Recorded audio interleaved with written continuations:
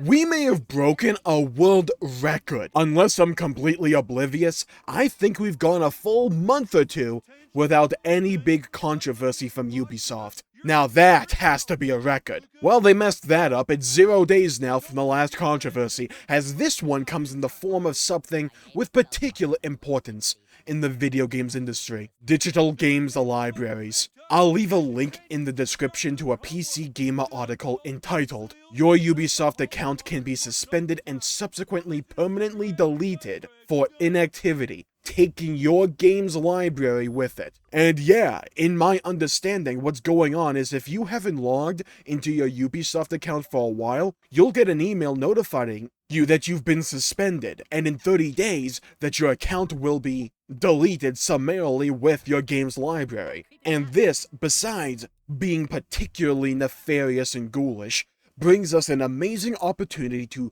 talk about a simple concept. You don't own your digital games. Digital gaming has exploded in popularity over the course of these last few years because, well, digital gaming is extremely convenient. In ye olden times, if you wanted a new game, you'd have to physically go to a store, buy or rent a game, and even possibly talk to someone, and then put said disc or cartridge into your console to then play the game. Nowadays, you just sit down, go into the online store, buy and download the game, possibly go get a coffee, come back, and then you can just start playing, all while not needing to move. It's extremely convenient, and if there's anything that consumers absolutely adore and love and cherish, it's convenience. It's why Steam has such a market share. On PC, people like having all of their games in one singular place that's quick, easy, and familiar to them. The notion of going to a bunch of different storefronts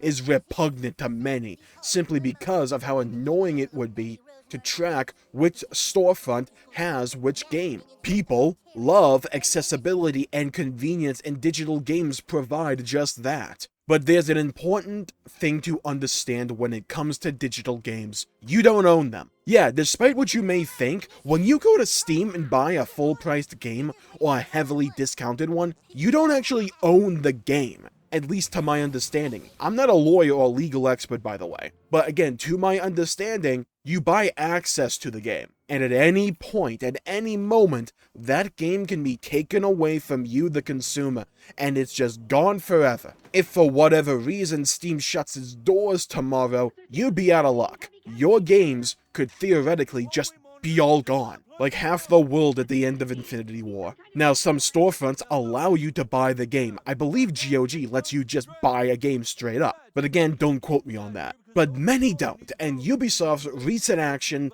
is a stark reminder of the sword of Damocles hanging over the video games industry, because Ubisoft had their own storefront. It's changed its names over the year, but it had a storefront, and this sword of Damocles hanging over the games industry is something so hazardous and dangerous to the well-being of the industry that it seems ludicrous and outrageous in the extreme, and wasn't even treated like a real or significant threat by many for years. What if they take your games away? What if they were never even your games to begin with? This is a conversation that's going to become far more relevant and important in the years to come, because digital gaming is not going to go anywhere. It's here to stay.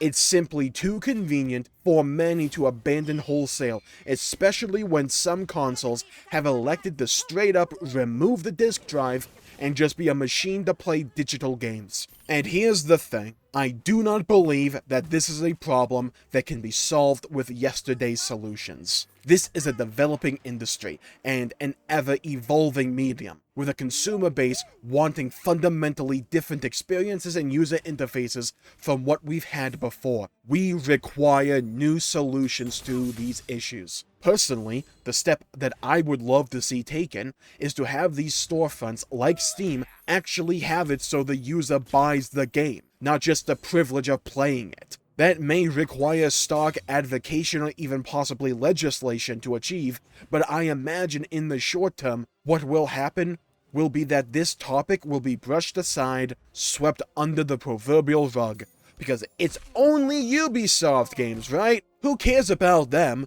Ubisoft's reputation in recent years has been less than stellar, let's say. It doesn't affect my games, so why should I care about it? But this is an important topic that should not fade into obscurity, and I'll make two cases for it. One, it directly affects your games, because this can happen to you. What if a storefront that you use a lot happens to have something happen to it that compromises your access to your games, whether it be something akin to what Ubisoft is doing and deleting accounts for inactivity, or for whatever other reason? This is just the latest example. It's something that may seem unlikely in the moment, but is possible and shouldn't be allowed to quietly happen. Number two, the other is games preservation. Video games are highly platform dependent, and every day we are losing legal and or realistic access to many games as platforms become harder to obtain or platforms become all but obsolete. Games, in my opinion, are not only a commercial good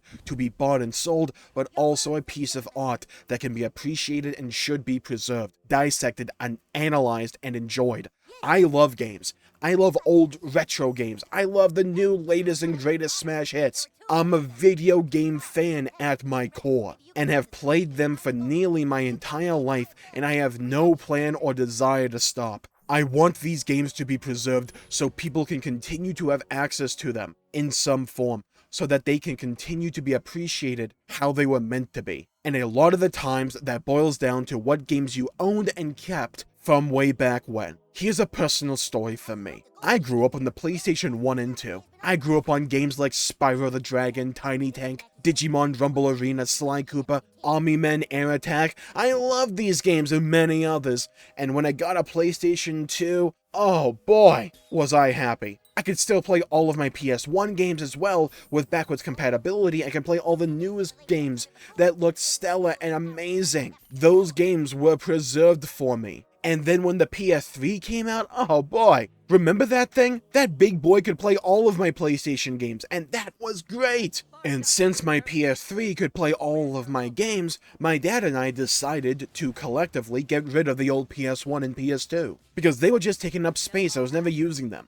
When my PS3 could do everything, it just made sense at the time. But unfortunately, times change, and then my PS3 broke. It happens, right? And I got a new one. And at some point, that new one happened to be a slim model. That slim model, you may know where this is going, was not backwards compatible with those old PS1 and PS2 games. All of a sudden, I lost access to an entire catalog of games, and that feeling sucks. It's one that I still feel to this day, as they just sat there taking up space when I wanted to play them. The memories, all those great experiences that are just sitting there. I still own all those games. I just haven't played them in years. So while, yes, technically they are preserved, I just have no way to play them. And funnily enough, with the Ubisoft news, it's kind of the inverse of that situation, where people may still have the platform needed to play these games, basically a PC, but now the games are being removed for many. It's either corporate greed or incompetence, and neither answer is preferable. There is no reasonable justification that can be made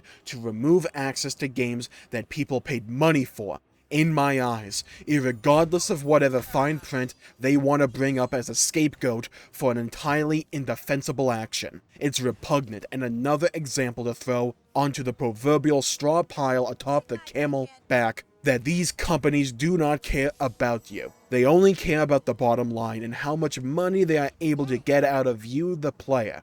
Many people understand that, many people even accept that, and many people even may think that they understand that reality. But then they are slapped in the face with the cold hard truth of the situation. We as consumers cannot rely on these companies to safeguard and advocate for pro-consumer practices. We must do that ourselves, with both our voices and our wallets, to get our point and wants across. Oh, and by the by, Ubisoft are coming out with a new free-to-play mobile game. Yeah, I can't wait to see how that game will be monetized. Let this event serve as another steadfast, eternal reminder of the grim reality we face just to enjoy our video games. A veritable wall of avarice that we must stare down and not back down from to preserve an art form that we find precious. Nothing is safe, nothing is sacred, and at a moment's notice, this house of cards that we've had constructed around us can come tumbling down from either a blunt, harsh hand or a stiff wind from someone just passing by. It's up to us to raise our voices in opposition to practices and trends in the games industry that run antithetical to pro-consumer practices. Because this, quite frankly, just sucks. Even if the whole Ubisoft situation doesn't affect me personally, I can empathize with those that are affected by this. And I hope you can too. So I'm gonna call the video there for the day. Thank you all for tuning in. My pleasure for making the video. If you enjoyed it, please leave a like and subscribe. It really helps the channel out and helps support future content, and I greatly appreciate it. Stay safe, have a great day, go play some video games if you can, and as always, I'll see you all next time. Bye bye everybody, until we meet again.